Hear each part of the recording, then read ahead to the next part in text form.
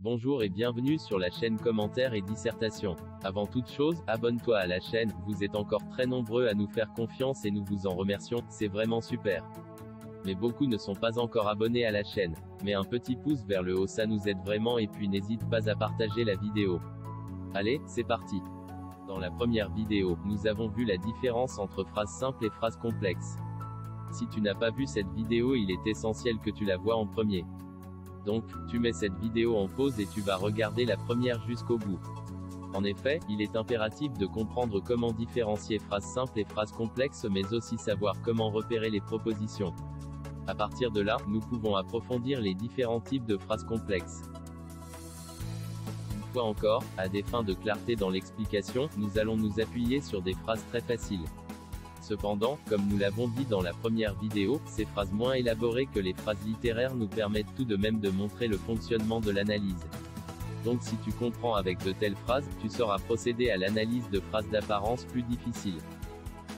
Observons à partir de trois phrases distinctes. Premièrement, le chien dort, il est fatigué.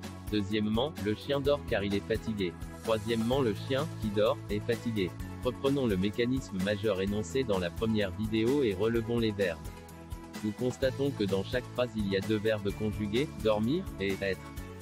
Puisqu'il y a deux verbes conjugués, nous pouvons en déduire qu'il y a deux propositions. Nous pouvons donc affirmer, puisque ces phrases comportent deux propositions chacune, que ce sont des phrases complexes. Ainsi, après avoir établi qu'il y avait deux propositions organisées autour du verbe conjugué, il faut encore les délimiter. On peut pour ce faire se servir de la ponctuation, du sens, de la syntaxe, etc.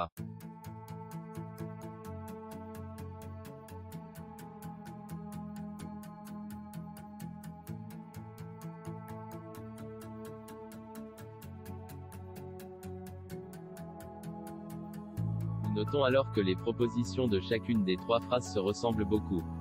Ce qui les distingue dès le premier abord est le mot de liaison, soit parce qu'il est absent, c'est le cas dans la première phrase, soit parce que c'est un coordonnant, dans la deuxième phrase, alors que la dernière phrase montre la présence d'un subordonnant.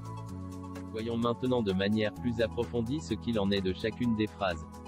D'abord, la juxtaposition. Comme nous pouvons le voir, les deux propositions fonctionnent indépendamment l'une de l'autre, elles sont posées côte à côte, autrement dit, ce sont deux propositions indépendantes juxtaposées. La juxtaposition suppose la séparation entre deux propositions à l'aide d'une virgule, d'un point-virgule ou de deux points. Juste une rapide remarque, si à ce stade de la série de vidéos tu ne comprends pas bien ce que signifie « indépendante », ce n'est pas grave, nous y reviendrons un peu plus tard.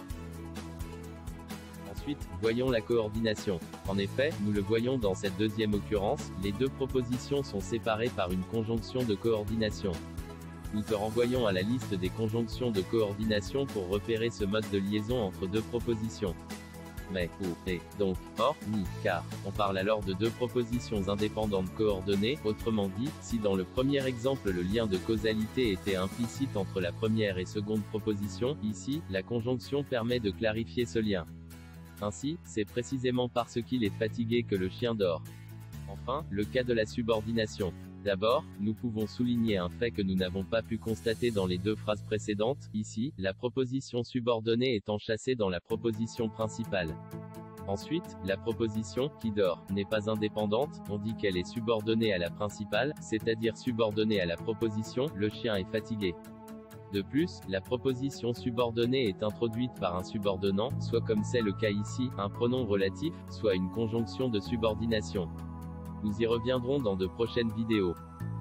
Faisons le bilan de ce que nous avons appris et de ce qu'il faut retenir de cette deuxième vidéo en nous appuyant sur le schéma auquel nous sommes parvenus à la fin de la première vidéo.